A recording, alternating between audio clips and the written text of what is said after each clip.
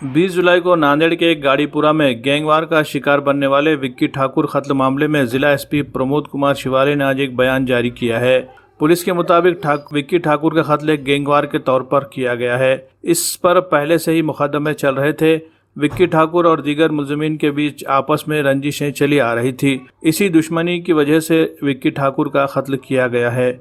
Police ने इस मामले में इतवारा पुलिस स्टेशन में आर्म्स एक्ट और दीगर दफात के तहत मुकदमा दर्ज कर लिया है और मजीद तफ्तीश शुरू कर दी है। मुलजिमीन की तलाश के लिए पुलिस ने 5 अलग अलग टीमें बनाई है जो जल्द ही मुलजिमीन को पकड़ लेगी। तो सूरज खिराड़े और काले इनके साथ में था, तो वहाँ पे सूरज खिराड़े की फिरियाद पे गुना दाखिल हुआ है इतवारा पुलिस स्टेशन में 176/21 302 आर्म्स एक्ट का गुना है। इसमें नितिन बिगानिया, लकी मोरे और उनके कुछ साथियों ने आके इनके ऊपर फायरिंग की है। इसमें विक्की ठाकुर की डेथ हो चुकी है। यहाँ ऑफेंस रजिस्टर्ड है, इन्वेस्टिगेशन चल रहा है। अलग अलग जगह पे टोटल 5 टीम हमने भेजी है। सर ये क्यों गैंगवार है क्या सर? इनमें आपसी में झगड़ा था।